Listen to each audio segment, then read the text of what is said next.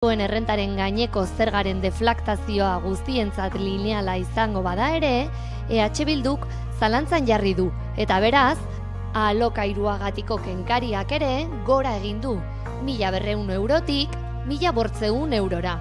Errenta altuei dagokionez, iaz Espainiar estatuan onartutako zerga ere finkatuko da. Gainera, 100-etik 170 murrizten dira, zaintzak egiteko etxean kontratatutako pertsonentzako segurtasunerako ekarpenarengatiko kenkaria.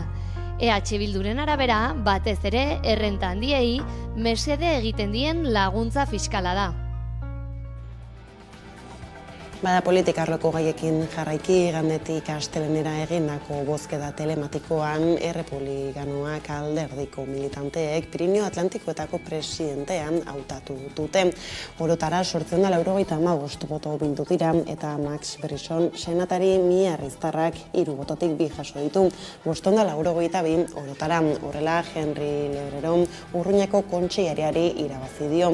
Alta-seigarren hautesbarrotiko ordezkaritza lortu du hark 223 boto bilduta.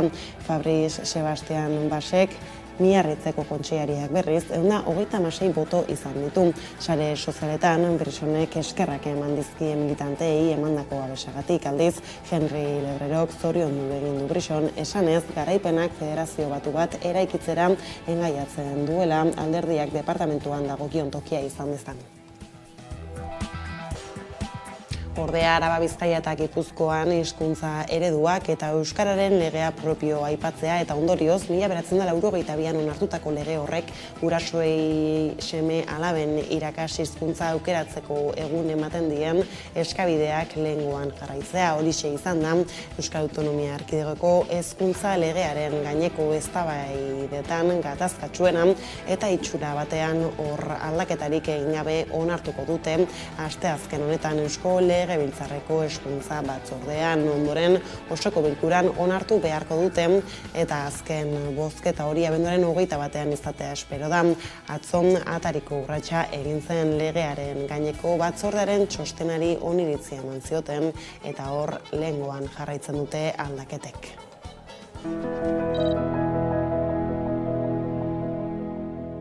Gure ustea da, abenduaren 21ean onartuko litzatekeela legea osoko bilkuran Eusko Legebiltzarrean. Eusko Jaurlaritza osatzen duten alderdi biek beti egin dute apustu lege hau ahalik eta babesik handienarekin atera dadin. Ordinaria noticia que EH Bildu hoy sus bases voten en contra de la ley de educación que vamos a aprobar el 21 de diciembre. ¿Por qué? Porque EH Bildu quería hacer de esa ley de educación una herramienta de construcción nacional y nosotros hemos dicho que no.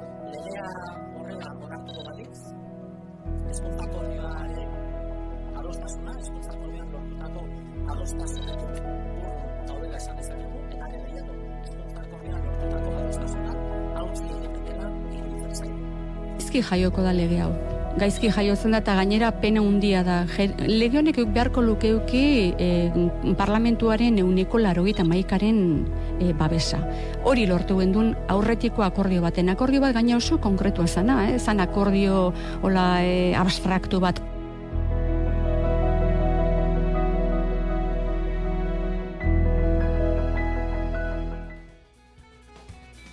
Eta eskolez ziztea patronaletako ordezkariekin bilera egin zuten atzo Kristau Eskolako eta Itunpeko ikastetxetako langileen ordezkariek. Bada, ELA, Estilas, Komisiones Obreras, LAP eta UGT sindikatuek batera atera duten ohar batean esan duten, bilera horrek ez duela inolako emaitzarik eman. Patronalarin leporatu diote proposamenik gabe joatean eta lan ituna berritzeko ekarpenik ez egitea.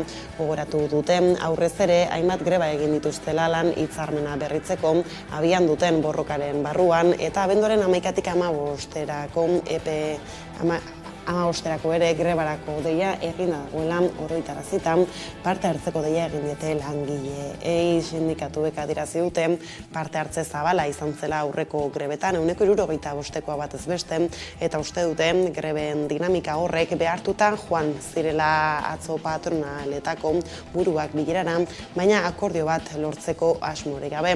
Horrez gain Eusko Jaurlaritzako hezkuntza sailaren jarrera ere kritikatu dute, adierazi baitute biltzeko eskaerak egin izan izan dituztela, baina ez dietela erantzun.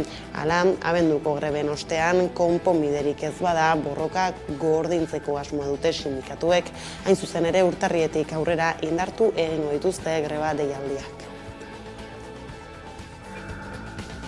Lan gatazkekin jarraiki sindikatuek neurri ez traumatikoak eskatu dituzte Gasteizko Michelinen produkzio murrizketarekin sobera leudekeen 150 postuak ez daitezela kaleratze bihurtu eskatu diote, hain justu ere Komisiones Obrerasek eta UGT Michelingo zuzendaritzari erne.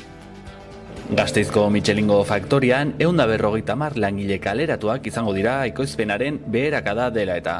Horiekin batera, Lasarteko lantokian ere kanporaketak egongo dira, beste 26 langile hain zuzen. Azken hilabeteetan ekoizpenari moldatzeko doikuntzak burutu eta gero, taldeak hurrengo urteetarako dituen aurreikuspen txarrak direla eta langileak kaleratzea erabaki du. Era berean, Gasteizko lantegirako aurreikusitako inbertsioak murriztuko dira.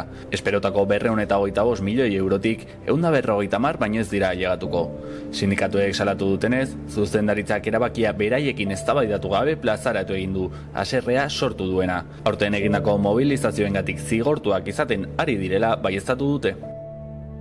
Gure iritziz hau zigorrutxa da, enpresaren taktika izan da zigortzea, ze kasualitatez Gasteizen eta Lasarten mugitu ginen lantegietan jendea soberan dago, eta besteetan ez. Orduan hemen ikusten dugu enpresaren politika beti haiek esaten dute dela jendea erdigunean jartzea, oso enpresa demokratikoa dela, baina gero mugitzen bagara gure eskubideen alde, bateratzen dute makila eta jotzen gaituzte.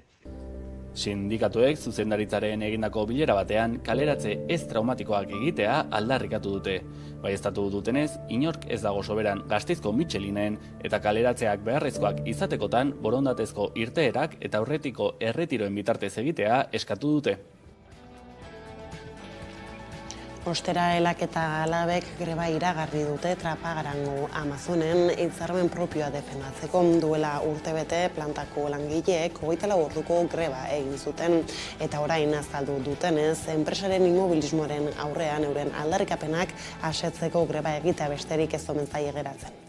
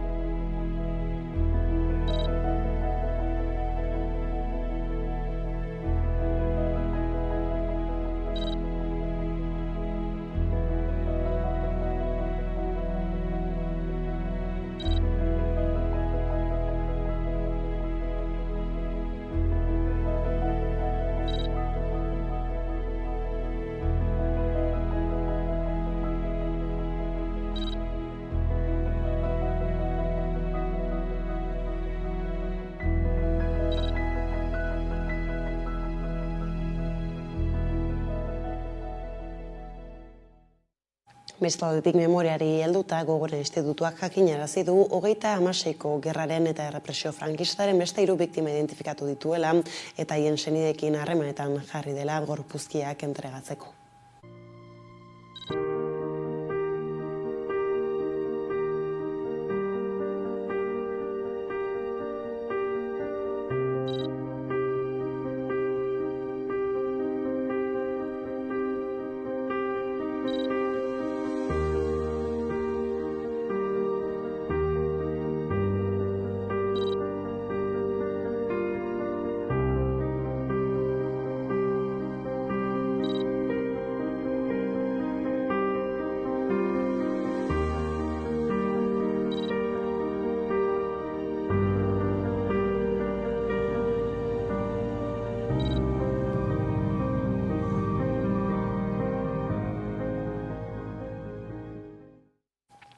Aldiz, Zurretxun Gernikako Arbola Euskal ereserkia dela aldarrikatu zuten atzo kantak dituen erro historikoak eta nazio mailan izan duen zabalkundea azpimarratu zikusi. Batek lagundu zion Santanderko probintziaren mugaraino. Erromeria batean 6.000 lagun baino gehiago bildu ziren. Horietako batzuek belaunikatu eta negar egiten zuten. Beste batzuk berriz berotu egiten ziren. Frantzian gertatzen zenaren antzera, hori arriskutsua zitekeen agintarien aburuz.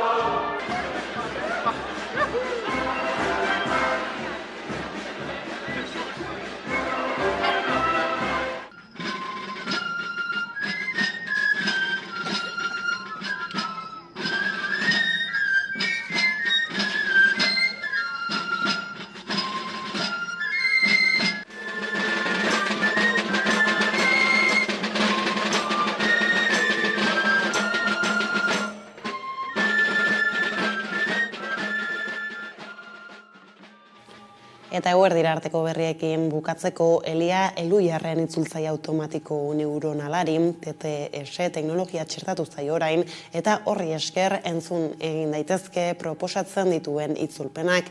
Gainera Telegram mezularitza aplikazioan txertatu da Elia komunikazio eleaniztasuna errazteko.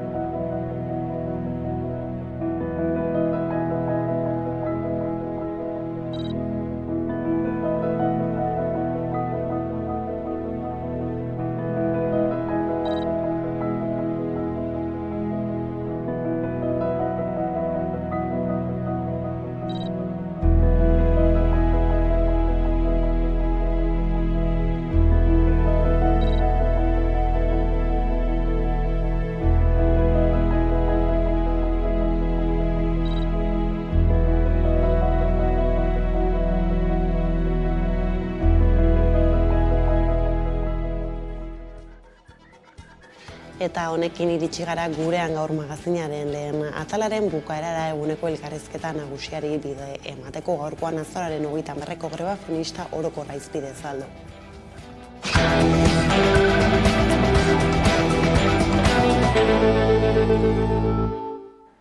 Etzirako greba feminista orokorrera deitu du mugimendu feministak, naiz eta mugimenduak lidergotza izan Euskal Gehiengo sindikalak ere lanustera deitu du. Zaintzaren auzia erdigunean jartzea da grebaren helburuetako bat. Mugimenduak eta hainbat eragilek urteak daramate zaintzaren problematika lantzen eta horien artean LAB sindikatua dago. Eta horren adierazle da hainbat sektore feminizatu aktibatu eta astindu dituela. Bada zuzeneko kontuak direlata gaurkoan pantailaren bestaldean dugu Maili Isasi Azkarraga, Labeko idazkari feminista. Kaixo, Maili? Kaixo, egunon, bai. Bero, greba feminista orokorra, sindikatuak lantokiak astintzen ibili zarete, azken txanpan aurkitzen gara, azken prestaketak, azken bilerak, zelan? Bueno, ondo, horrelako prozesuetan azken asteak beti izaten dira oso intentsoak, ez? Baina, bueno, greba honen planteamenduarekin bat egin genuenean, uste dut, konbentzimendu oso izan zela, eta beraz, bueno, horrek ekarri duela ere bai, ez? Prozesu osoan zehar implikazio osoarekin sartzea, ez? Eta, bueno, horrek sindikatura ere ekarri duena bada, bueno, kasi egiten ari zaren guztia egiteari utzi behar diozula, ez? Eta greba feminista orokorra bezalako planteamendu bat erdigunean jarri eta horri lehentasun osoa ematea. Orduan, bueno, urduritasun guztiekin eta azkenengo asteetan egindako lan guzti horrek dakarren nekearekin ere, baina, bueno, erronka honek karriko duenean sinetsita, ez? Eta nolabait, bueno, pues, Euskal Herrian aitzindaria izango den greba edo erronka historiko baten parte izateak dakarren ere ilusio eta motivazio guzti horrekin. Nekea, ilusioa eta motivazioa beraz, Euskal Herriko mugimenduaren lidergotza du grebak, lehen aipatu dugu, baina sindikatuek ere grebara deitu duzu, labek ere grebara deitu du, eta 1500 enpresa batzorde baino gehiagok bat egin dute plantoarekin, nolakoa izan da prozesua? Bai, prozesua berezia, zentzu askotan, lehen aldia da Euskal Herrian eta munduaren izkina honetan ere bai, ez? Horrelako borroka planteamendu bat mahai gainean jartzen dena, greba feminista bat, baina greba orokorra ere badena, eta nolabait berezitasun hori badator 2018-2019tik bizi izan genituen, ez, greba feministetatik, baina 2020an ere planteatu zen, ez, pentsioen inguruko greba orokor horretatik. Nik uste dut ibilbide bat izan dela eta nolabait konfluentzia prozesu bat ere izan dela, greba honen planteamendua hasieratik. Esan duzu, ez, mugimendu feministak lidergotza daramala eta pixkat mugimendu feminista da mahai gainean planteamendu hau jartzen duena, baina sindikatuak ez ezik badaude ere bai bestelako eragile sozial eta politiko batzuk, ez, prozesuan implikatu direnak. Orduan, zentzu horretan, prozesu luze bat izan da, hilabetetako prozesu bat, eta egia da sindikatuen funtzioa batez ere enpleguaren esferara, ez, aldarrikapen hauek eta grebaren prozesua eramatea izan dela. Grebaren aldarrikapenak lan munduan, ez, lurreratu eta nolabait itzultzea.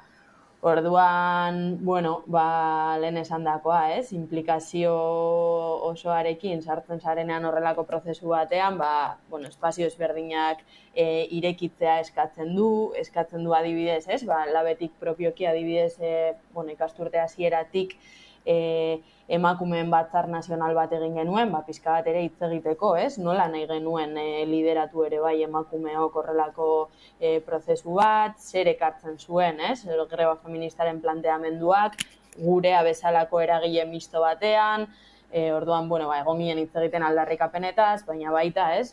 Prozesuaren inguruan, eta nola ahaldundu behar ginen ere bai, eta nola eraiki genitzaken ere bai, ez? Aliantzak gure inguruan, baina eskatzen du ere bai, ez, egitura osoak implikatzea. Orduan, azkenengo hilabetetan horretan egon gara, kasi 5.000 ordezkari ditu labek momentu honetan, eskualdez eskualde, delegatuen batzarrak egin dira, pixka bat grebaren kokapena, eta batez ere hori nola eraman, ez, greba hau, enpresetara eta lan-zentroetara, lan-zentroetan ere asanblaak egin dira, mozioak landu dira, pixka bat hori, grebaren aldarri nagusiak, baina baita ere, ez, lan munduan zertan jarri behar dugun atentzioa, ez, eta nik uste dut, guzti honekin nolabait prozesua bera bai izan dela ariketa pedagogiko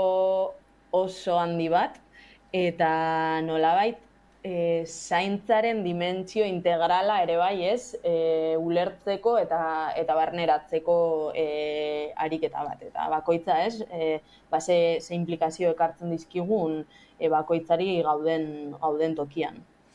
Beraz, greba feminista orokorra prozesu luze baten emaitza izango da, mugarria izango da gainera, hala ere prozesua ez da grebarekin bukatuko, ez da jarraipena izango baitu prozesuak? Bai, hori da, greba bera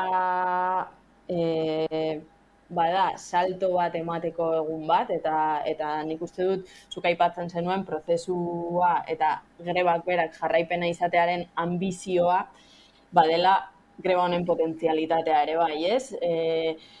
Greba eguna bera berezia izango da, greba feminista orokor batean lantokiak hustu eta kaleak hartzeko helburua daukagu, baina aldi berean, hortik haratago doan deialdi bat ere bada, bizitza sostengatzeko emakumeok egiten ditugun lan horiek ere ikusarazteko egun bat, eta greba beraren berezitasun hori azpimarratu nahi dugu, baina azpimarratu nahi dugu ere bai, bigarren ideia hori, badela greba bat, nolabait, aktibaziorako, agitaziorako eta politizaziorako balio behar duena, osea, elkarrekin antolatzeko, saretzeko eta nolabait harremanak ere jarri nahi dituela oinarrian eta prozesua bera jarri nahi duela oinarrian, Nik uste dut mugimendu feministak gaitasuna izan duela azkenengo hilabete eta urteetan, bizitzen ari garen zaintza krisiari erantzun bat emateko, agenda politikora ekartzeko, baina baita sistema beraren eraldaketa bat planteatuko duen ortzimuga bat planteatzeko, eta hor planteatzen ari dena da, zaintza sistema publiko komunitario baten beharra, eta planteatzen ari dena da zaintzarako eskubide kolektiboa behar dugula, guztiontzako. Orduan, nik uste dut, ortzimuga horretarantz garrantzitsua dela, bai greba eguna ahalik eta arrakastatsuena izatea, ahalik eta jende gehien kaleetara ateratzea, bazkenean, bizitzen ari garen krisi honen aurrean, neurri konkretuak har daitezen exigitzeko, instituzio eta patronalari, baina garrantzitsua da, planteatzen genuen ortzimuga horretarantz, ereduaren aldaketa horretarantz, urratsak ematen jarraitzea urrengo hilabeteetan, instituzioak eta patronalak interpelatuz, baina borroka, edo epe luzeko borroka ziklo bat dela ere bai onartuz eta planteatuz, eta zentzu honetan hori nik uste dut bai gaudela, osea grebaren ondoren ere bai gaudela, zaintzaren inguruan eman beharreko, eztabaida politiko eta sozial hori erdigunean jarrita, eta momentua dela ere bai, kontsentsuak eta gehiengoak lortzen jarraitzeko. Esango genuke igual errezena, badela greba baten baitan, antolatu eta aldarrikapen taula bat izenpetzea, baina hori gero lurreratu egin behar da, eta ambizioa bada lorpen konkretuetara eramatea. Orduan, hori ere eremu ezberdinetatik, ze estrategiarekin egin daitekeen eta nola egikarituko dugun, hori da ere bai grebaren ondoren hitz egiten jarraitu beharko duguna. Zan ere, eredua aldatu beharra dago, zaintza lanek ez dute eguna aitortzarik, nahiz eta bizitza sostengatzeko ezinbestekoak izan, ezta? Zaintza krisiaren urgentziazko arazoi erantzun bat eman behar zaie, izan ere, zaintza sistema eraldatzeko greba bada, baina zaintza arloko langileen esplotazioa eta prekarizazioari erantzutea lehentasunezkoa bada ere, ezta, Maili? Bai, hori da, nik uste dut greba honek badaukala ere bai, pixka bat zuk esaten zenuen, alde batetik planteatzen ari garena da zaintza lanei aitortza bat eman behar zaiela eta horretarako sistema osoa kuestionatu behar da, sistema bera eraikia dagoelako, nolabait premisa horren gainean, emakumeok egiten dugun lana ikusezina, bizitza sostengatzeko bada ere, ikusezina eta desaitortua izatea, horrela sistemak etekina ateratzen jarraitzeko, azkenean erdigunean kapitalaren akumulazioa, jarriz, eta guk aldarrikatzen duguna da, pixka bat horri buelta eman behar zaiola, eta bizitzak direla erdigunean jarri behar direnak, eta horregatik, zaintza lanen errekonozimendua, eta banaketa, eta demokratizazioa, eskatzearena. Baina hori, era berean ere bai, planteatzen dugu badaudela egoera batzuk, non sostenga ezinak diren, eta bada ofentsibara egindako planteamendu bat, baina nolabait urgentziasko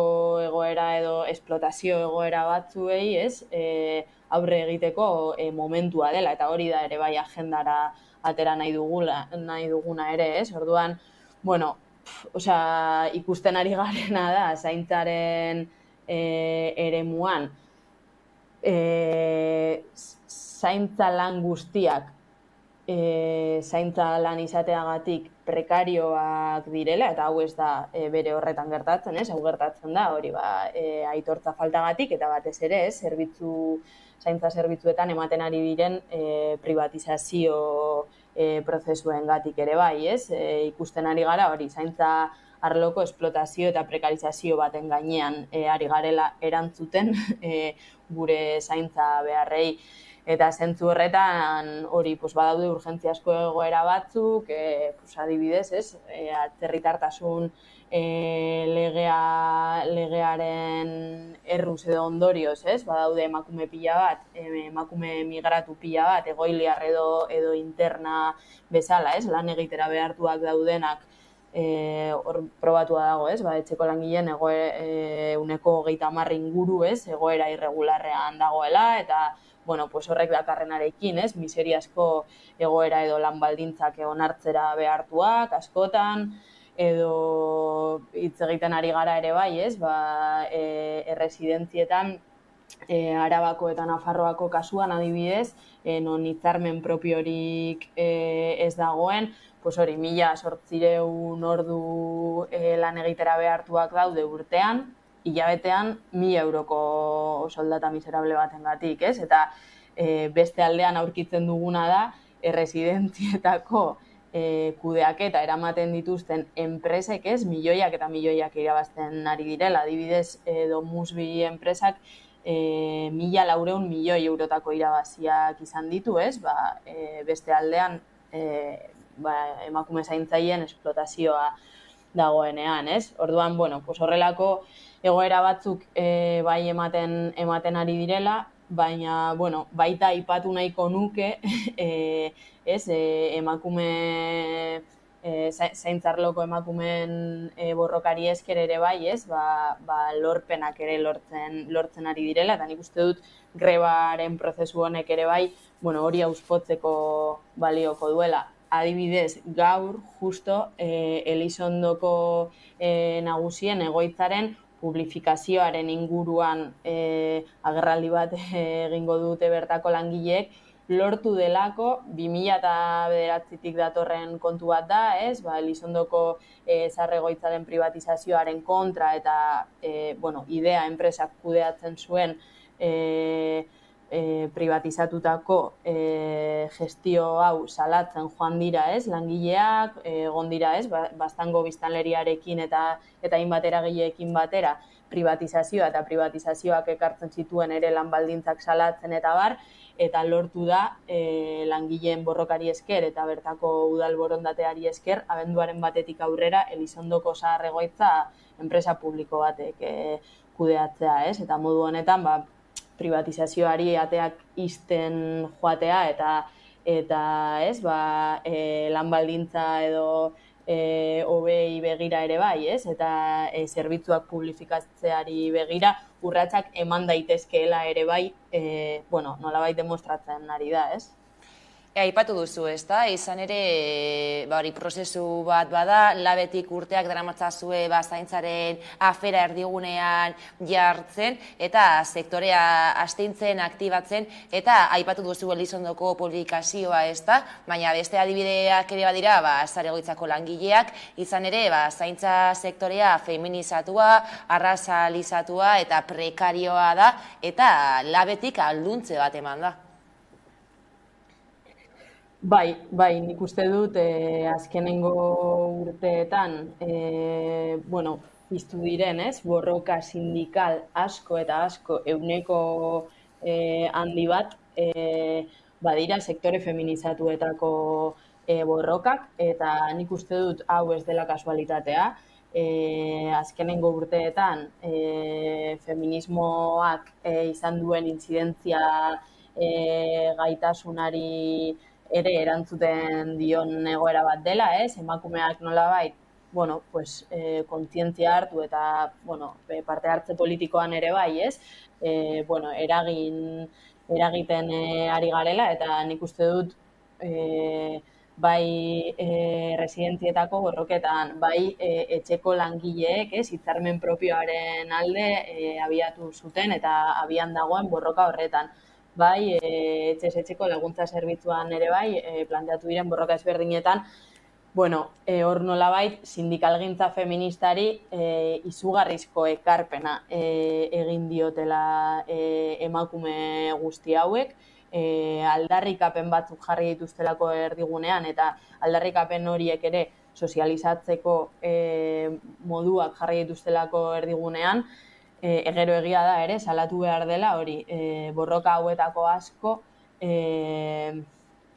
emakumeen lanak bezala ere, askotan invisibilizatuak daudela, eta ez aiela baliorik ematen, askotan aurkitzen garelako, hitzarmenen blokeoarekin edo negoziazioen blokeoarekin patronalak hori ikusezinarena egiten duelako, edo ez delako, behartua sentitzen, nolabait, soluzio bat planteatzeko mai gainean, edo dena delakoa. Orduan, nik uste dut, azkenengo urteetan sindikalgintza feministaren, nolabaiteko loraldi edo gorakada bat eman dela, evidentemente, lehen esan dugunarekin lotuta, egoerak badira muturreko egoerak askotan, eta esplotazio egoera batzuen inguruan hitz egiten ari gara. Baina nik uste dut hori, pixkat sektore feminizatu guzti hauetako borrokak bai grebaren aurrekari bezala ere bai, nolabait aitortu behar direla, eta nik uste dut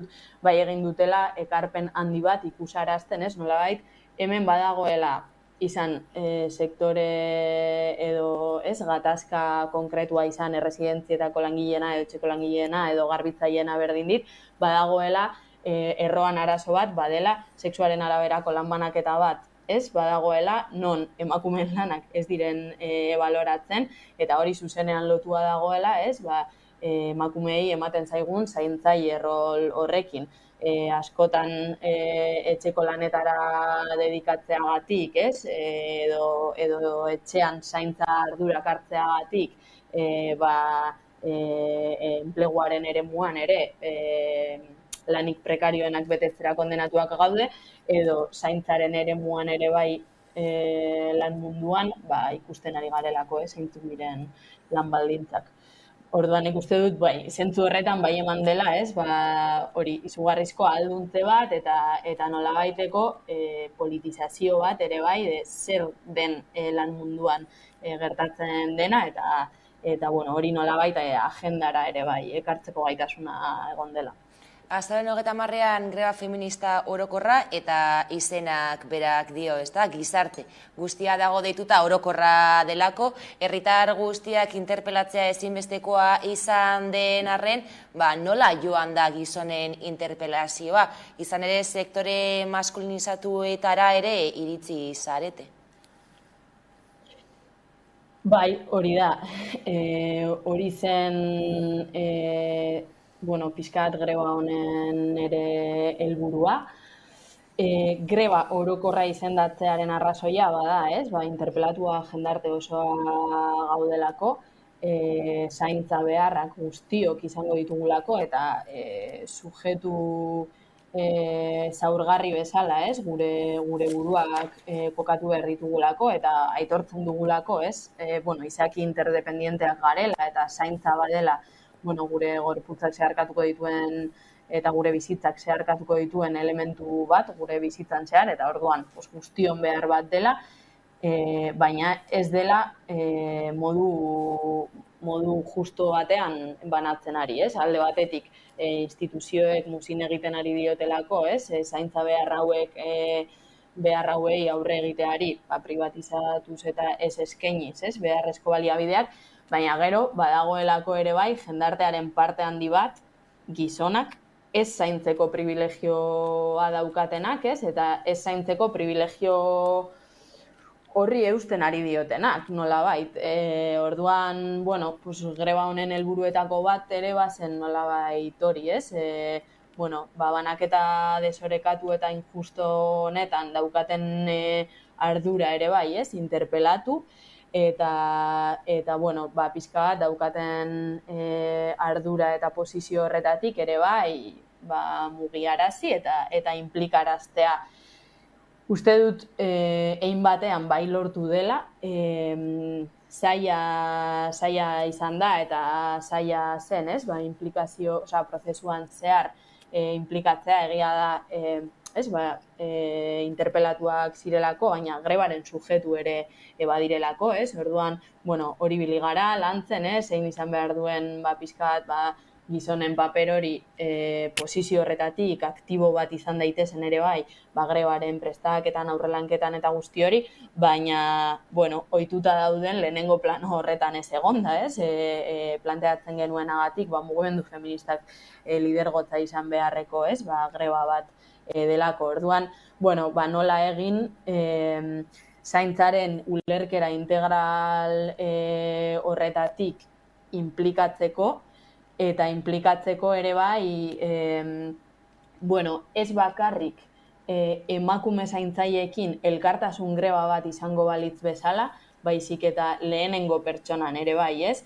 Zer ekartzen dit niri zaintza sistema publiko komunitario bat eskatzeak eta eredu aldaketa bat eskatzeak, eta pixkat ariketa hori egitea.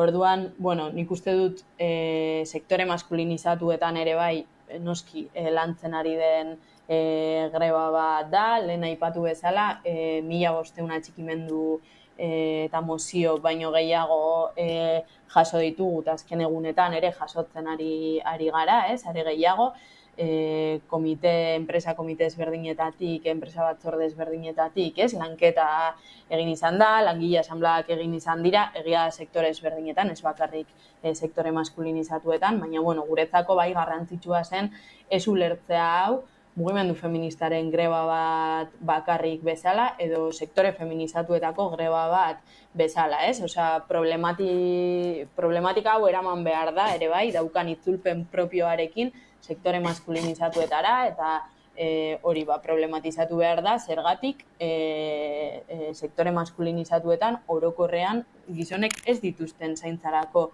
ez? Baimenak hartzen edo murrizketak hartzen dituztenean sektore industriako sektorean eta bar adibidez, nolabait emakume gutxi egoten dira lanean, baina hala ere dira gehien hartzen dituztenak, ez? Horrelako baimenak. Orduan, pixka bat hori, eta grebaren aldarrikapenak ere nolabait sektore maskulinizatu hauetan ere bai badutelako kabida, ez? Badute kabida esan dugunagatik, ez? Guztiok garelako, ez? Zainduak izango garen pertsonak momenturen batean, eta guztiok ikusten dugu gaur egun ze ezintasun ditugun egoera hauei aurre egiteko, izan lagun, familiako kideren bat, edo gertuko norbait, guztiok bizi izan dugu gatazka hori, zaintza behar bat izan, eta ezin kudeatu edo zailtasunak izatearena, ez? Hau kudeatzeko, orduan zaintzarako eskubide kolektibo hori bermatua egotea ere guztiontzako aldarrikapen bat da, baina bestetik uste dugu sektore maskulinizatuetan ere bai hitz egin behar dela, zaintza lanetarako bermeak izateko ere bai enpleguaren berrantolaketa oso baten inguruan, ez? Hitz egin behar dugu eta lan guztiak banatu eta berrantolatzea sari gara, eta zentzu horretan lanaldi murrizketaren aldarrikapena ere ez jarri nahi dugu mai gainean. 30 orduko lanastearen aldarrikapena dago pixkat jasoa, ez? Grebaren aldarrikapenetan, baina horrek ekarri behar du, ez? Zaintzetarako denbora gehiago bai, baina gizonek zaintzekiko ardurak arditzaten, ez? Orduan, nik uste dut bai iristen ari dela, ez? Igual duela hilabete batzuk pentsa ezina zen modu batean eztabaida hau sektore maskulinizatuetara, baina hori lehen esan bezala, hau prozesu bat da, eta grebaren ondoren ere bai, nik uste dut, hau nola lurreratu behar dugun, negoziazio kolektibora, ekintza sindikalera, nola eramaten jarraituko dugun hitz egin behar dela ere sektore hauetan. Eta bukatzeko Maili, zain sistema publiko komunitarioa aldarri kaleak beteko dira ostegunean, nola baloratzen duzuela betik erakunde hartutako papera? Izan ere EAJak greba kritikatu du, baina zaintza erdigunean jarriko duen eredu bat proposatu du. Gainera, greba egunean mezu argia helaraziko zaie erakundei, ezta? Bai, ikusten ari garena bada, nolabait, Euskal Herriko instituzio nagusiak zein patronalak hartzen ari diren jarrera lotsagarria dela, orokorrean, alde batetik patronalak ez du inolako jarrera aldaketarik planteatu eta bai ikusi beharko da, grebaren ondoren ere bai, zer lortzen den, baina oso eroso daudela, eredu honekin eta eredu honetatik, aberastasuna akumulatzen jarraitze horrekin, eta era berean instituzioak badaudela, hitzez bai eta nolabait, ikusi izan dugu EAJtik eta Eusko Jaurlaritzatik ere bai, erakunde ezberdinetatik, zaintzei balioa emateko egitasmo ezberdinak jarri dituztela mahai gainean, kongresu eta itun ezberdinak, baina egoera eraldatzeko inolako konpromesu politiko hori gabe, uste dugu, nolabait ere izan dela ariketa bat apropiazioa eta zuriketa more bat egiteko, eta gero honen atzean ez gara ari ikusten benetako aldaketarik, planteatzen ari diren iniziatiba gutxiak, nolabait badira oso politika familiaristetan oinarrituta ere bai, eta pixkat, familia ereduaren erreprodukzioan gainera, logika bat jokatzen duten laguntzak, eta, esaten ari garena honen aurrean bada ez duela balio, horrekin ez duela balio Ogi Apurrekin ere bai, eta nolabait eskatzen ari garena bada eredu osoaren aldaketa, eredu osoa da, sostenga ezina dena, eta nik uste dut, zentzu horretan ere bai, jarrera proaktibo bat agertzen ari diren honetan, planteatu beharko litzatekela, nolabait, greba feminista orokorrean planteatzen ari diren aldarrikapenetatik mugimendu feministarekin eta gainontzeko eragile sozial, sindikal eta politikoekin dialogo bat ez planteatzea eta aurrera urratsak emateko borondatea baldin badago, izan dadila, pixkat aldarrikapen horiek lurreratzen eta batez ere gero horretan inbertsioak egiten, oso polita geratzen da, jasotzea itun eta adierazpen ezberdinetan, baina gero era berean ari baldin bazara, ikusten ari garen bezala, foru aldundietatik, inkluso udaletatik, eta zaintza zerbitzu guztiak privatizatzen eta hori enpresa pribatuei alfombra gorria jartzen, horrek ez duela ezertarako balio. Are gehiago, hitz egiten dugunean, emakumeon alduntzearen inguruan eta berdintasuna lortzearen inguruan, zaintzaren afera hau konpontzen ez baldin bada, edo pixkat, urratsak ematen ez baldin badira, zaintza lanak banatu daitezen eta duindu daitezen, retorika hutsa dela edo bakarrik dela, aurpegi garbiketa bat. Eskerrik asko Maili Isasi Azkarraga Labeko idazkari feminista, denbora barik gaitu gara, bera eskerrik asko gaur gurean izatagatik eta hurrengora arte.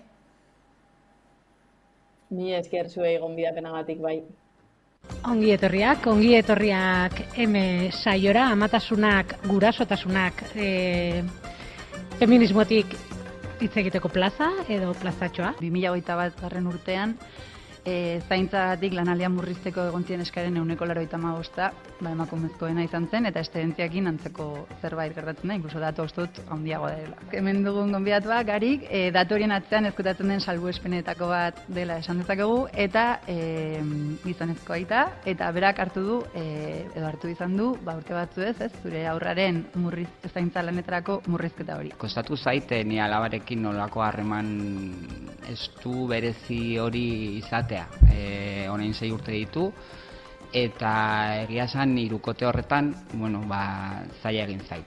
Ez da, bere amarekin duen harreman estu hori normalaren moduan, oso polita izan da, baina sartzearena nire burua hor, edo kokatzearena, egia esan kostatu izan zait, naiz eta oso presente egon, eta nire esfortzu guztia jarri horretan.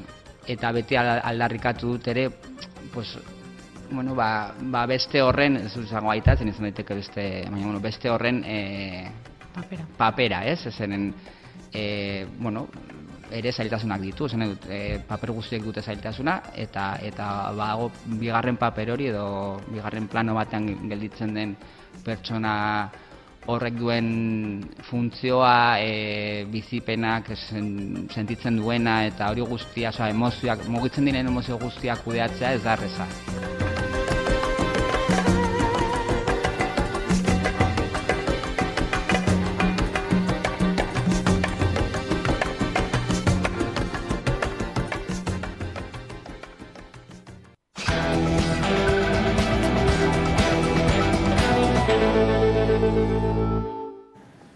Ordu batak dira eta beraz sozialdiari ekiteko unea heldu da eta horretarako gaurkoan gurekin ditugu Maialen Ferreira eta Carmelo Landa, kaixo bioi eta ongi etorri. Eskerrik asko. Politika lorrari helduko diogu ikasturte honetan legebiltzarreko hauteskundeak izango dira, azken egunetako zurrumurruak direla tarteko, jeltzaleek larunbatean jakinarazi zuten, Imanol Pradales proposatu dutela lehendakari gai, eta atzokoan Arnaldo Otegik baieztatu zuen, ez dela lehendakari gai izango, beraz, ez dugu ikusiko Urkullu, Otegi, Leia hori jaurlaritzan, nola erreparatzen diozue, azken berri hauei? Eurak izan dute moduan, azkenean ziklo politikoa aldatu egin da, ez? Eta, EAJak bai hori aipatu du, ala ere Pradales eta Urkullu antzeko perfila daukie, ez?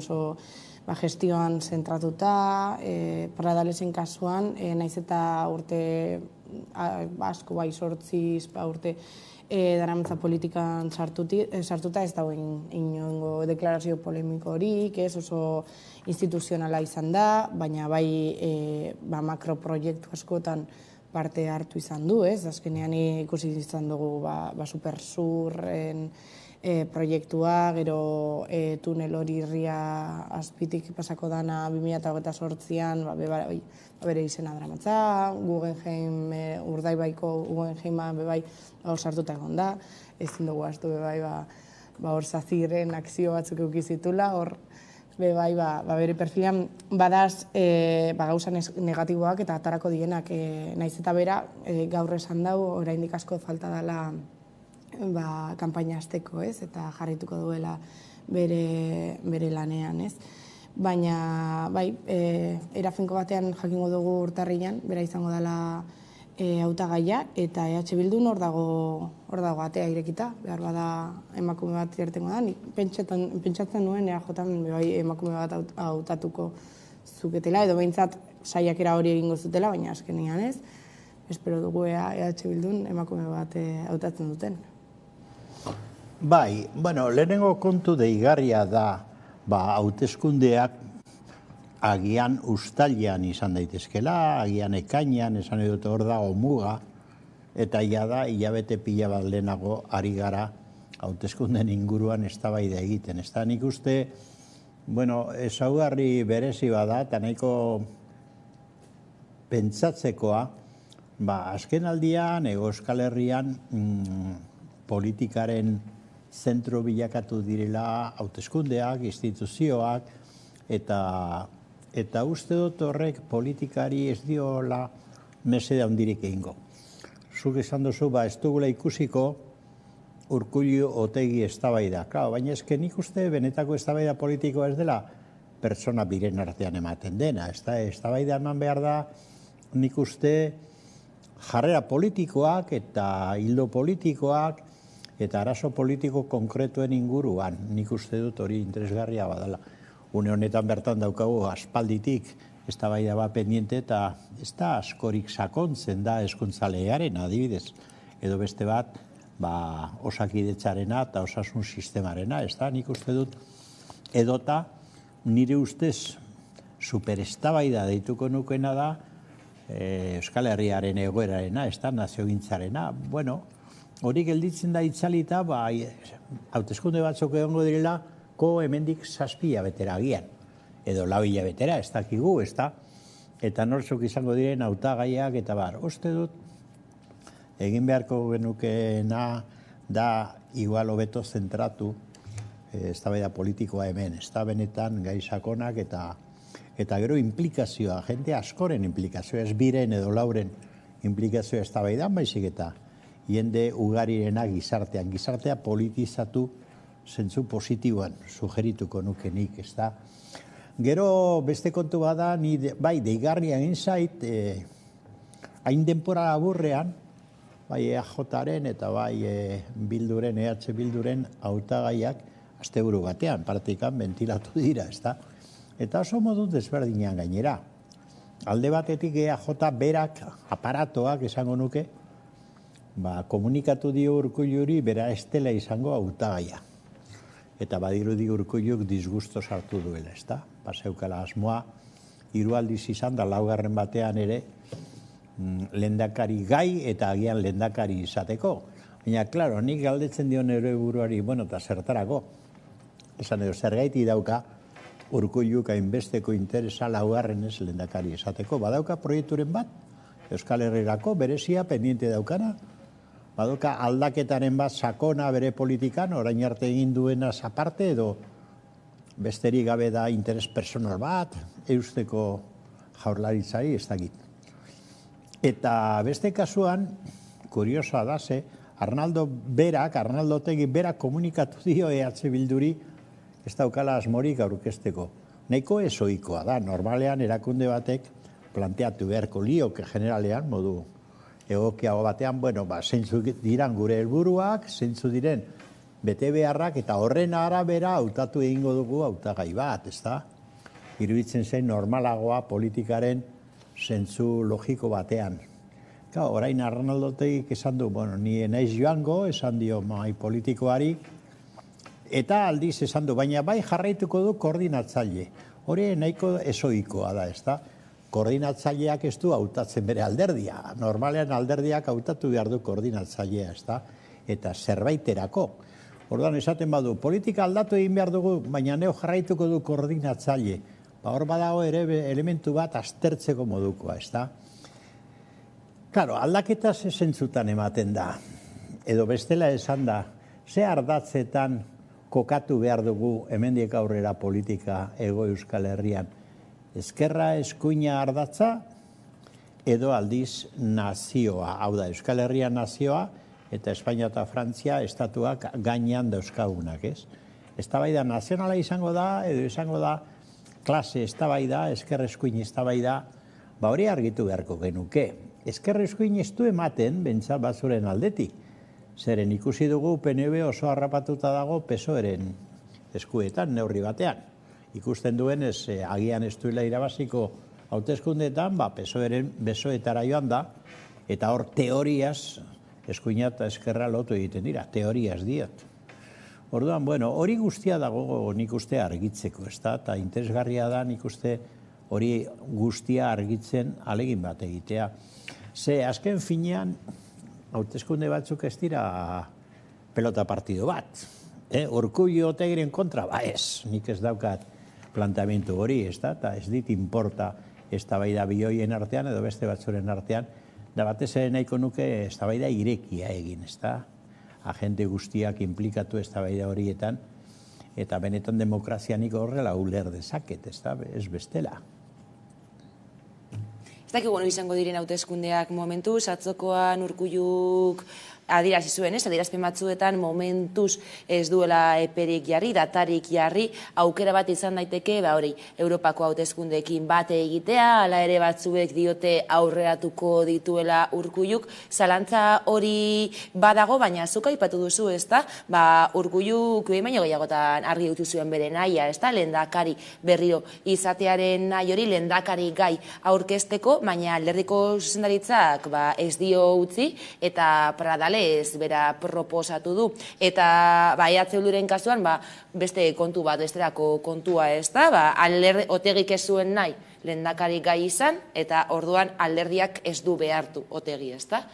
Nola erreparatzen direzu horri, Maialen? Nire ustez, Carmelok esan daugako bat, ez? Otegi ez daun nahi hautagai moduan atara, baina hor egongo da, edo koordinatzaile moduan, edo ez dakizi figuratan, baina bertan egongo da. Hortaz, nik uste dut Otegi badakiela behar bada jendea aldaketa bat nahi dagoela EH Bildu barruan, ez? Nire ustez aldaketa bat politika guztietan, era orokor batean, baina baita bi alderdi potenteenetan ere, eta perfil berriak ikusten baldin baditugu, behar badaz pertsona asko, ez?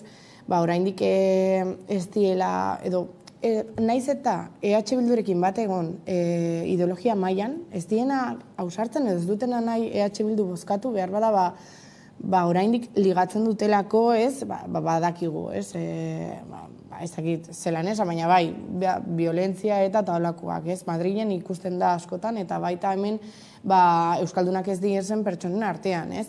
Hortaz, behar bada Otegi alde batera egiten bada eta beste perfil bat proposatzen baldin badute, hor boto batzu bere ganatuko dituzte. Eta EAJaren kasuan, nire ustez, EAJak egiten dago nahi daudena, eta ez da jo inporta Urkullu esan edo beste bat izan, ez?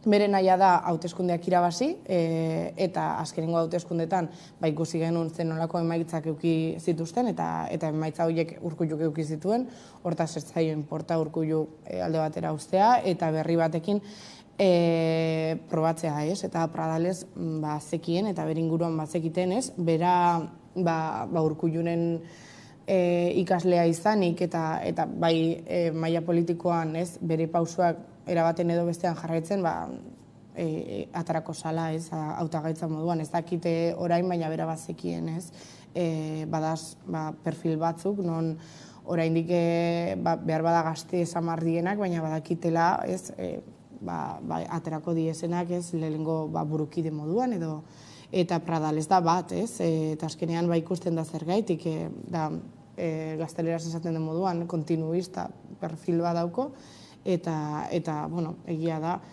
olako perfil bat EAJarentzat beharrezkoa dela, ez? Baina nik ez dakit zelan gestionatuko duen. Justo infrastrukturatan esperientzia handia duen pertsona bat, ez? Zelan gestionatuko du Osakidetza. Ez, negoziotan hainbeste sartuta dagoen bat, zelan gestionatuko du publikoa den bai osasungintza, edo hezkuntza, edo ez dakit hor nire ustez, eta baita ere ez, jakinez, Bizkaian oso zentratuta dagoela, ez?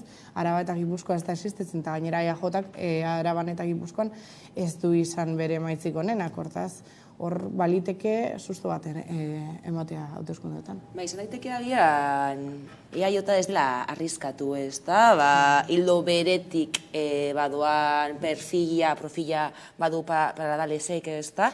Eta gainera Bizkaiko Foru Aldundian dagoen diputatua da, zehazki Bizkaian jaun eta jabe da momentuz EAJ. Gero bestalde, Miren Gorrotxategi lehendakaragai gai izango da Elkarrekin Podemosetik. Ez dakigu Sumarretik nor aurkeztuko den, egia da, esan dutela, ez da, dirazi dutela, legebiltzarretarako hauteskundetara Sumar aurkeztuko dela, ikusiko dugu beraz, eta horrez gain badakigu Eneko Andueza lehendakaragai ere izango dela, Eneko Anduezaren adierazpen batzuk entzuko ditugu ados. Para nosotros será muy importante el para qué. Y si el para qué es transitar hacia la independencia, ya le digo yo a usted que no. Y si me pregunta a ver si voy a hacer lehendakari a un candidato de H. Bildu, le voy a decir que no. Que no. Y si voy a conformar un gobierno con H. Bildu, le diré que no. Mi aspiración es ganar. Ganar las elecciones, tender la mano, tender puentes, construir un proyecto de país que verdaderamente sea un proyecto que se ajuste a las necesidades de la ciudadanía vasca y liderar ese gobierno. Todo lo que se salga de ahí, no. Justo ez da entzun, baina esaten du adierazpen, de momento no, momentuz ez. Orduan egia da, marko politiko berria irekitzen ari dela Araba, Bizkaia eta Gipuzkoan. Anduezak argi eta garbi esan du EH Bildurekin ez duela Jaurlaritza ere gobernua eraikiko, baina bai, azken buletilla hori ez da, momentuz ez. Kuriosoa da ez da, entzun dut Andueza hor, eta momentu batzutan begiratu gabe iruditu zai PP-ko politikari bat entzuten nuela, ez da? EH Bilduri buruz hitz egiten, que no. Ematen zuen benetan PP-ren estiloa. Nik egia esateko azken aldian da urte batzu daramatza jarraipen egiten, ez da? Hemengo politikari, eta aspaldian ikusi dudan ordezkari politikorik inkoherentea iruditzen zait Andueza, benetan inkoherentea da, erabat. Ze, denpora guztia darama esaten eskerreko politika dala beraiena, gero eskuina bezala hitz egiten du, eta jarrerak ere halakoak dira, aliatua hartzerakoan eskuineko alderdi bat hobesten du, PNV, ez da, eta inok ez daki benetan ze proposatu nahi duen bere kabuz, ez da? Deklarazio hauek ikusi ditugun horiek Madrilen egin ditu, atzo, okerrespanago, foro batean, eta ikusten zitzaion oso, ez dakit urduri, edo berotasun batekin hitz egiten. Baina hor fondoan agertzen dena da, hori ze eskontza moduko bat egin dutela EAJ eta PSeren artean, zertarako, gobernuari eusteko, hau da, gobernuko postuei eusteko, naizta agian ez dituzten irabaziko PSek ez EAJak hauteskundeak, baina hor eskontza horren bitartez nahi dute blokeatu beste alternatibaren bat, EH Bilduren adibidez. Ordan nik uste funtzio nagusia hori ze dala ez da. Baina, klaro, lehen esan duguna, zertan bihurtzen dugu politika, alako eremutan sartzen bagara, hauteskundetara begira, bestea blokeatzera, geure postuai eutzi gure ideologia edozein dela ere, eta nik uste hor dagoela arazo handi bat. PNVek, ondo esan duzu, ez da Maialen, PNV nahi duena egiten du, nahi duena mantentzeko. Hori da, hau da, Jaurlaritza mantentzeko, nahi duena edo alduena Jaurlaritza mantentzeko, ez da? Baina, klaro, horre ondorio batzu ditu, ze begira azken aldian esai ondo joan. Hau da, edo Urkullu mantendu karguan edo beste batzutan, baina hauteskundetan berantza egin du, hauteskunde guztietan. Ordan hori kontuan hartu beharko du. Horregatik behar du PSOEren eskontza edozein presiotan. Eta presio hori baldin bada eskuntza legea ondoratzea, ondoratu egiten du, ez da? Ordan, klaro, hori da batetik. Bestetik, esan duzu EH Bilduk, bagian Podemos, Sumar, alde horretako hola ulertu dizunik bintzat, ez da? Alde horretako hautesleengana begiratzen du, eta agian hortik jasotzen du botu bat, edo jaso dezake, klaro. Baina Bildure gertadakioke beste alde batetik botua galtzea. Hau da, alde batetik irabazten duena agian bestetik galdu. Ordan hori ere kontuan izan beharko du. Ze hemen, klaro, gai sozialak oso garrantzitsua dira, dudari gabe, baina hemen gai nazionalak ere oso garrantzitsua dira. Eta zuk azken aldian, elikatzen baduzu, nik deitzen dut modu apur bat, metaforikoan, hamburgueseriako soziologia eta hamburgueseriako filosofia bat esanez, plurilingüismoa, plurikulturala, zer da plurilingüismoa eta plurikulturala? Geure kultura propioa, geure hizkuntza propioa finkatuta ez daukagunea zer da plurilingüismoa. Ez da gaur ikusi dut adibide bat, atera naiz etxetik, eta iragarki handi bat zegoen, etxe aurrean, pescaderías de Ondarroa, dana gaztelera utzez, Ondarruko, apentsazazu, Métete en la página y te llevamos el pescado a casa, dana erdera utzez, Ondarrukoa, nongo eta, hori da plurilingüismoa, hombre, mesedez. Osa, hemen, Euskaldun asko eta Euskaltzale asko eta Euskal Herritar asko, Euskal Herrian nazio bezala, konsideratzen dugun asko, azaratu egin gaitezke, ez da? Hamburgueseriako filosofia horrekin. Orduan, kontu zibili behar dugu. Klaro, botu bilketa utza besterik gabe ez da norabide bat. Norabide politiko-ideologiko argi bat. Planteatu behar du bere burua abertzaletzat daukan erakunde batek bardin bildu edo bardin EAJ. Orduan, edo zerk ez du, balio, hau ez da merkatu persa bat. Orduan, klaro, nik uste dut hori guztia aztertu beharko genukela sendoago. Eta sakonago, uste honik, Zuzer gaitzeko maia. Bai, arrazoi guztia daukozu, baina azkenean eta Madrilen ikusten da, zenolako EH Bildu dago Euskaldira begira, Euskal Herrira begira, edo botoak bere ganatzeko bere perfila moderatzen ari doa. Eta batzutan, hauteskundetan hori ikusten da, eta somatzen da, boto gehiago irabazi ditu. Baina aldiz bere diskurtsoan moderatuz indarra nazionala galtzen ari doia, ez dakite, ni ez naiz politikaria. Moderazio konzeptu ere zalantzaskoa da, esan edut, hor ikusi dugun ordezkari politikori PSOEkoa, ez da, bat ere moderatua izan, formatan, ez da?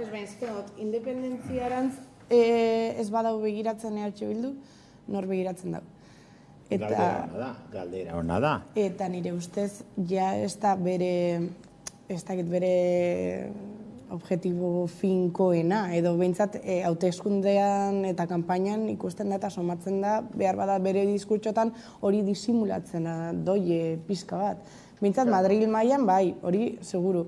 Eta gero hemen batzutan bai. Horregaiti diotzut, agian kalkulo okerrak egin daitezke, da alde batetik irabazi Podemos, Sumar, inguru horretan irabazi nahi dituzun botoak, agian joan egiten zezkizu ez aldetik begira.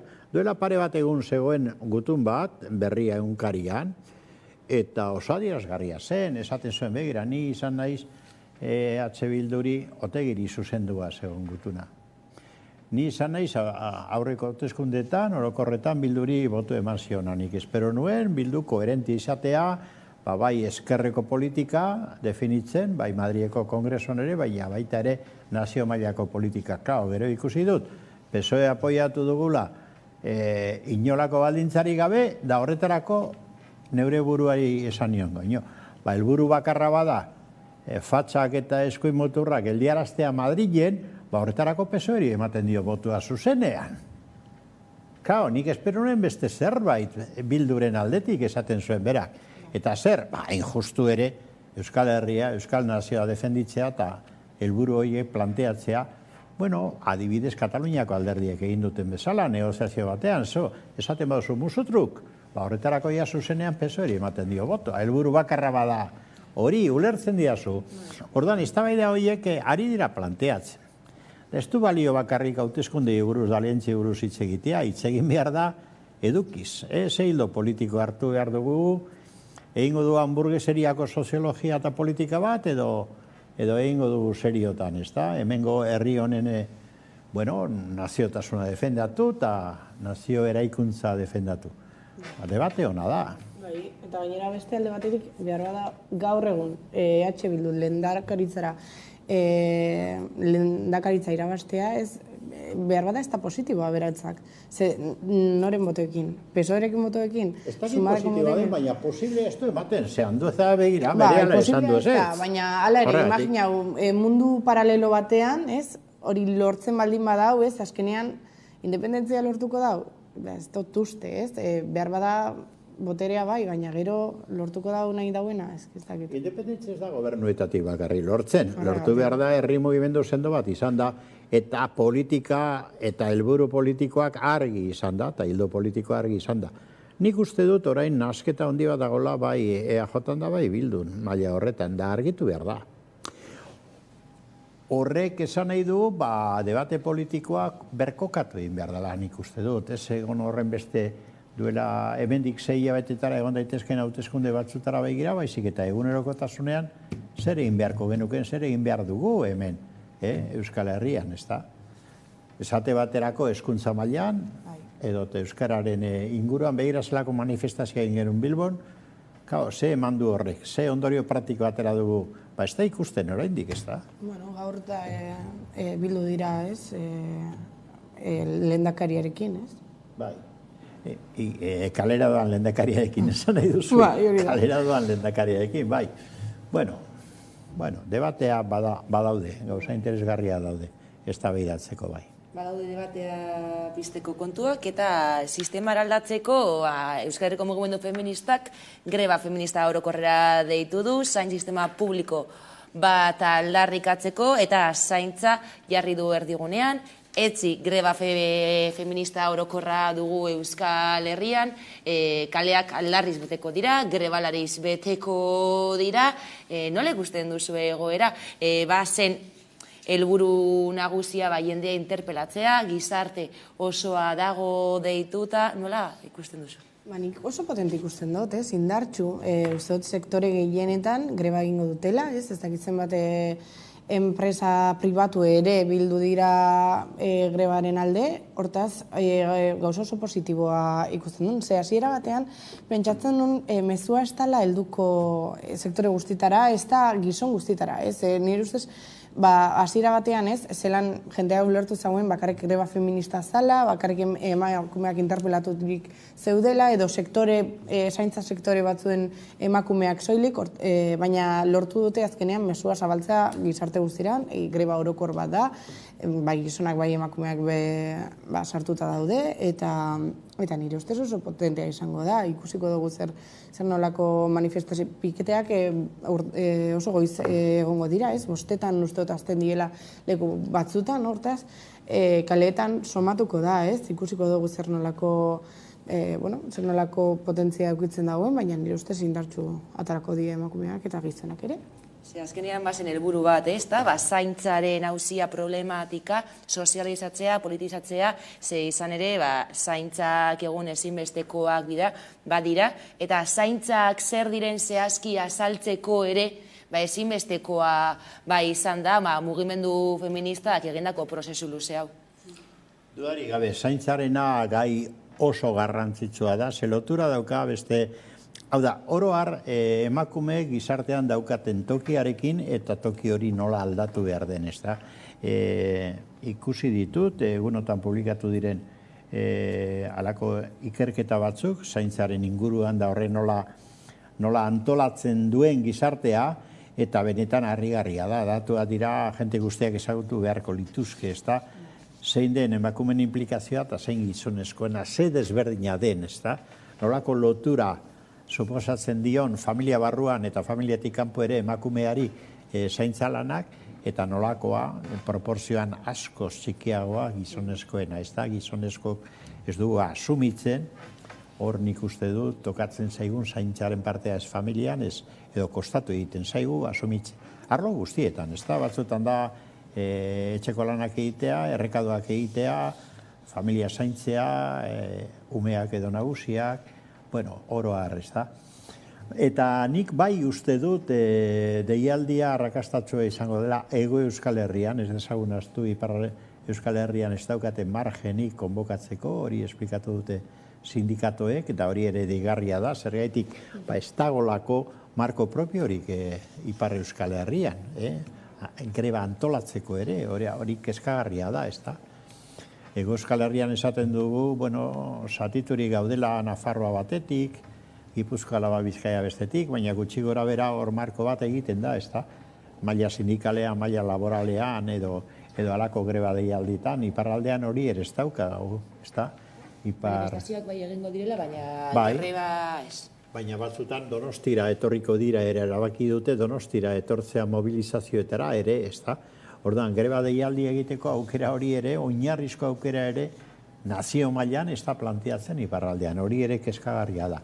Horretaz, adibidez, pentsatu beharko genuke, ez da? Ze arazo ditugun, ez da?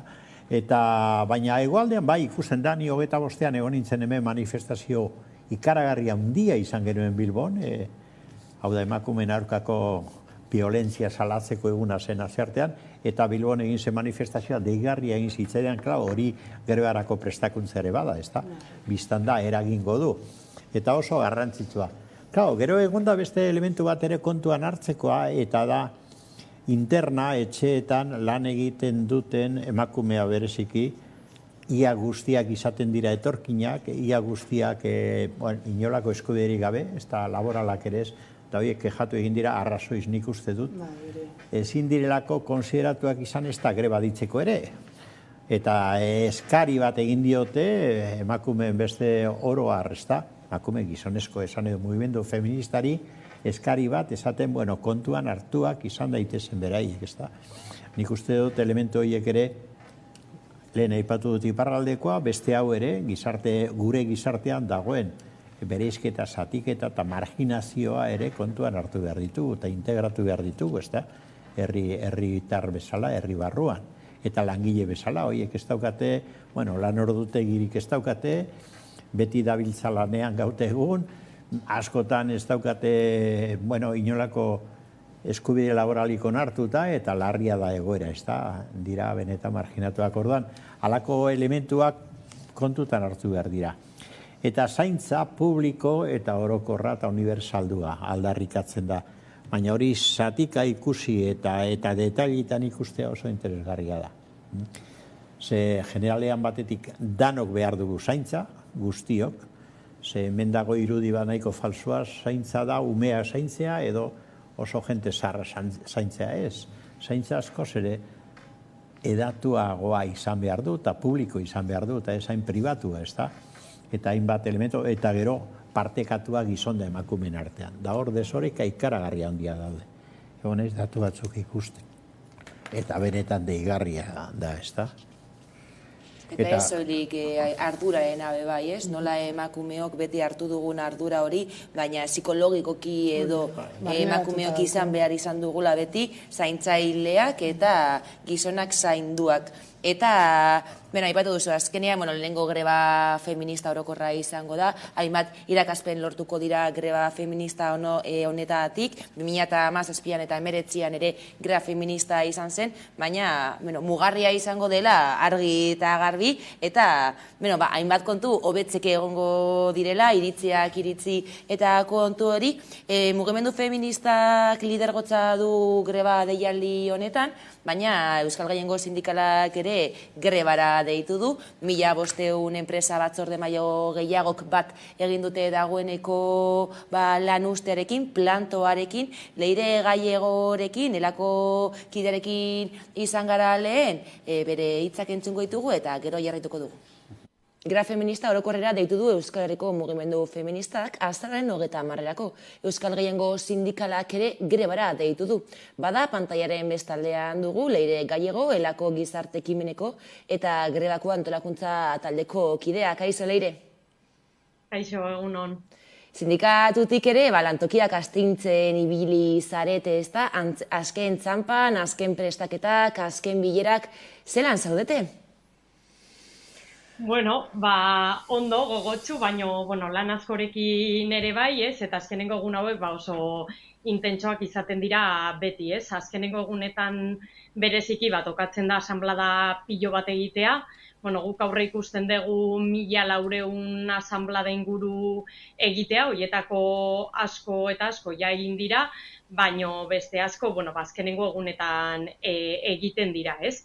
Eta, asanblada horietan batzutan bozketa ere egiten da grebaren bueltan, bozketa vinkulanteak, eta horiek guretzat oso importanteak dira, beraz, asanblada horiek egiten eta azkenengo eguneko detaileak izten, ez? Azken kontuak izten orduan, Euskal Herriko mugimendu feministaren lidergotza du grebak, baina sindikatuek ere grebara deitu dute, ezta? Elak ere deitu du grebara, eta 1500 enpresa batzordeek baino gehiagok bat egin dute plantoarekin, nolakoa izan da prozesua? Bai, esateko ez da lehenengo aldia prozesu hau egiten degula mugimendu feministarekin batera, gogoratzen baldin badegu, 2018 eta 2019 garren urteetan ja, greba feministak deitu genituen mugimendu feministarekin batera, beraz, ulertzen dugu prozesu nahiko naturala izan dela, ez? Azkenen bakoitzak badaki, zer egin behar duen eta ze esparru hartzen duen, ez? Orduan, sindikatutako kideok ere gaude mugimendu feministan parte hartzen eta herrialdetako asanblada feministetan, beraz nik uste dut, elkarrekiko aitortza bat badagoela eta horrek errazten dituela gauzak, ez? Orduan, azkenengo hilabetetan, bereziki mugimendu feministarekin lan handia ona egon da mugimendu feministarekin batera. Greba feminista orokorra, beraz gizarte guztia dago deituta ez da, eta herritar guztiak interpelatzea ezinbestekoa bada. Nola joan da zehazki gizonen interpelazioa?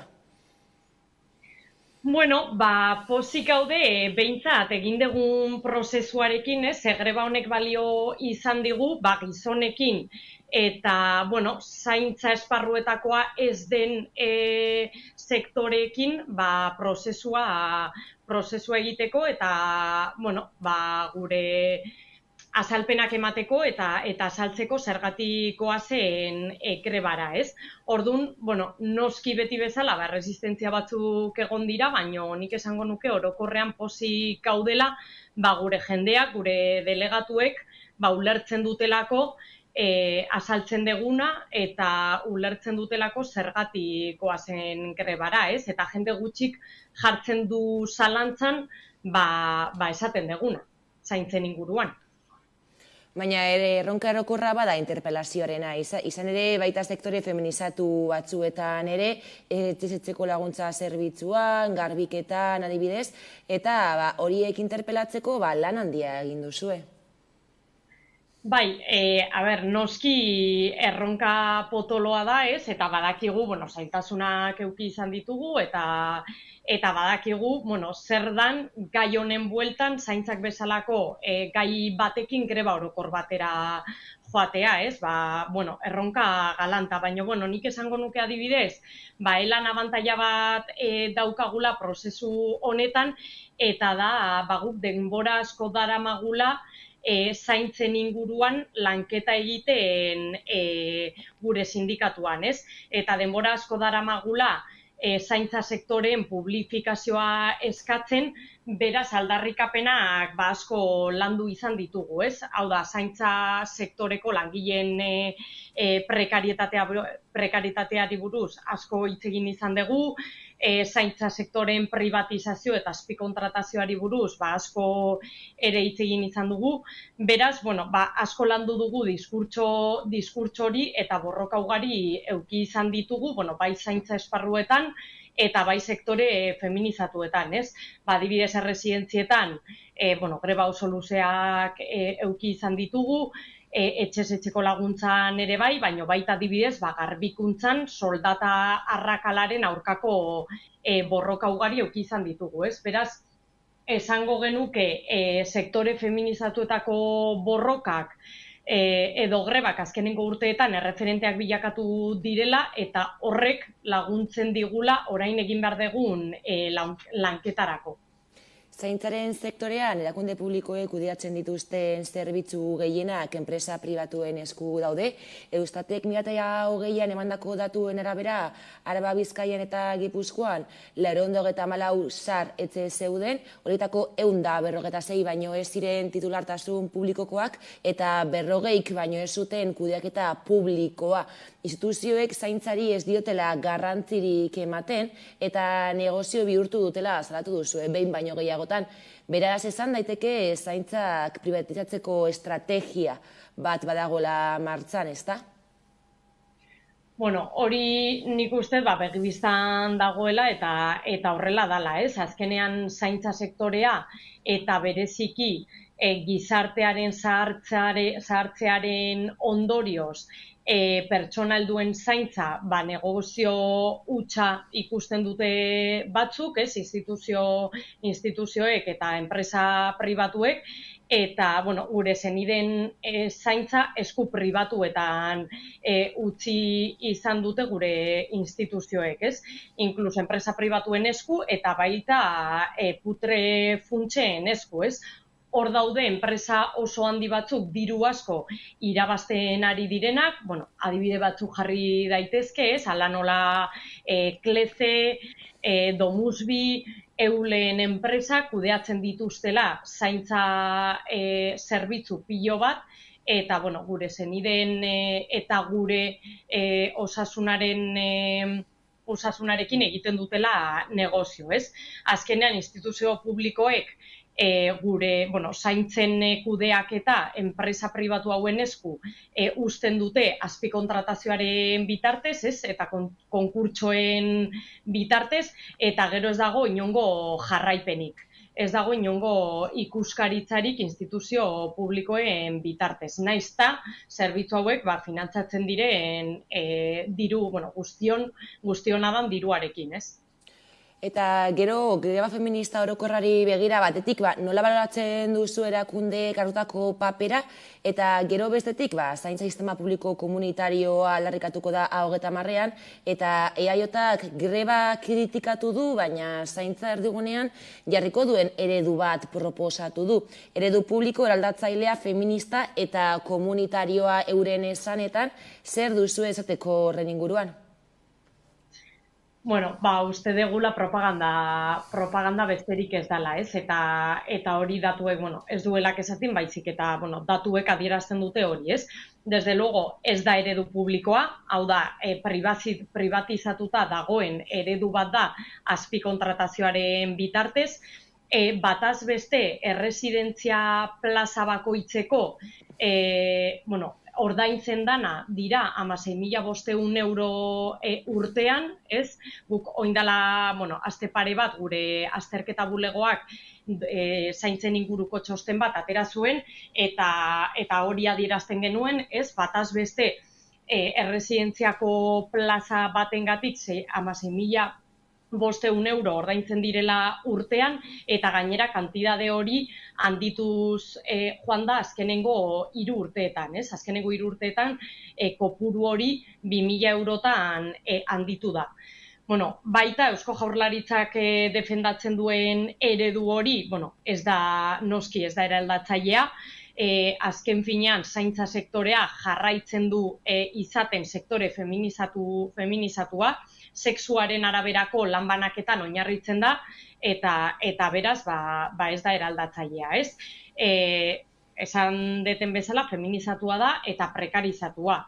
Beraz, feminista ere ez da, langile askok, emakumeak gehienak, eta batzuk asko ere migratuak kontratu partzialak dituzte, kontratu partzial horien bitartez, soldata arrakalan ere sakondu egiten da, eta adibidez, bai Araban edo Nafarroan ez daukagu oraindik hitzarmen erresidentzietako, kasu honetan, hitzarmen probintzialik, ez? Eta oraindik hitzarmen estatalak aplikatzen dira. Beraz, aldarrikatzen dutena, pentsatzen dugu propaganda hutsa dela. Ostegunaren atarian gaude, ilusioa eta nekea imaginatzen dut, hala ere argita garbi dago, azaroaren 30ean ez dela prozesua ez da hasiko, ez da bukatuko ere, hori bai goizetik, Euskal Herriko kaleak astintzen ibiliko dira milaka eta milaka grebalari, nola joatea aurreikusten duzue? Bueno, egin dugun lan sakonaren ondorioz, espero dugu ondo joatea, ez? Hori, komentatu dudan bezala, badakigu zein zailtasunak ditugu, badakigu ere kriston erronka dela, zaintzengatik greba orokor bat deitzea, eta, behintzat egin dugun prozesuarekin gustora gaude, ez? Egindako asanblada guztiekin, eta geratzen zaizkigunak, jasotako komitetako atxikimenduengatik, eta barrez. Leku askotan gainera azkenengo egun hauetan eta hurrengo egunetan bozketak daude enpresetan, bozketa batzuen emaitzak badakizkigu, eta leku askotan bozketen emaitza positiboa izaten ari da, ez?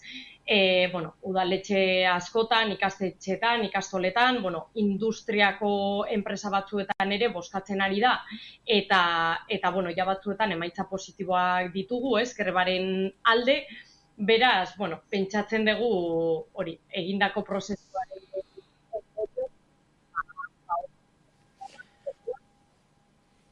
dugu, herrialde, ehundaka udalerrietan, mobilizazio oso jendetsuak egongo direla. Horrela izatea espero dugu, eskerrik asko Leire Gallego, Elako Gizarte Ekimeneko eta Grebako Antolakuntzako taldeko kidea, eta hurrengora arte. Mila esker zuei.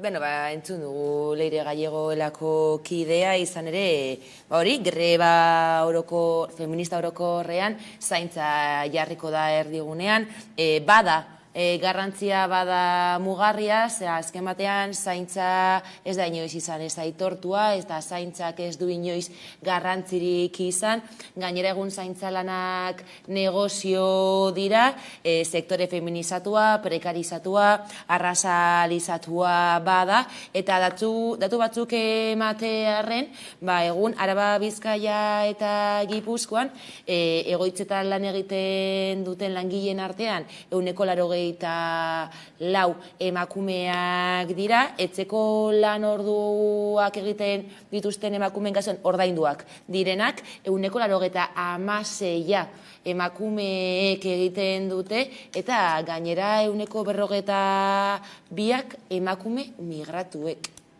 Eta, Leire Gallegok esan duena eta Elaren txostenean jasotzen dana, urtero, egoitzetan egotearren, 16.500 ordaintzen dute pertsona bakoitzak, Imaginauz zenbat dagoen hori, eta azkenengo 3 urtetan igotzen ari doia, Azkenean nire ustez lortu dutena da egoitz batean egotea luxu badala, eta azkenean pertsona ugarik, zenbat eta zenbat urte egon diren euren launa egiten eta eron bizitza era duin baten bizitzen eta gero bere sartzaroa duintasun hori akabatzen da, naiz eta egoitza baten lortzea, sartzen, bertan dagoen egoera, oso latza da, nire ustez egoitza gehienetan, makroegoitz horiek non zaintza oso limitatu batean ematen dana, pertsona bakoitzekin oso denbora gutxi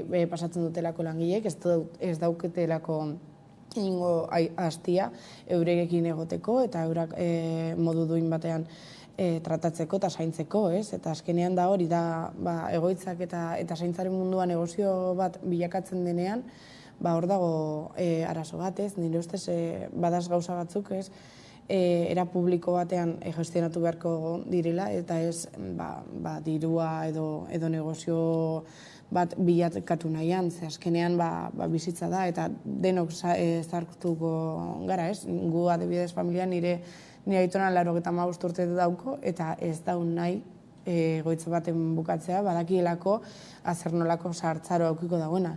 Eta naiz eta egoera zaharra egotea, ez daun nahi egoitz bat pisau bere bizitza osoan, eta nahiago du hil etxean, egoitz batean sartu baino. Eta hori da daukogun sistema, eta nire ustez sistema hori guztiz eraldatu behar da, eta balioan jarri nahi dut honako greba eta mugimendu feministaren lana, ze azkenean zaintzaren arloa oso arlo serio da, eta oso gaizki tratatu da izan da azken urtetan. Sistema deseraiki behar da, egun bizitza eta kapitalaren arteko talka batean bizi gara, sistemak emakume zaintza lan esplotatuak behartu ditu, haren biziraupenerako, eta hori errotik aldatu beharra badago. Eske nik uste halako greba feminista honek hainbat elementu berri dakartzala gizartera, eta oso interesgarria da. Pentsa zaintza, luzaro historian zehar ez da konsideratu izan lan bezala.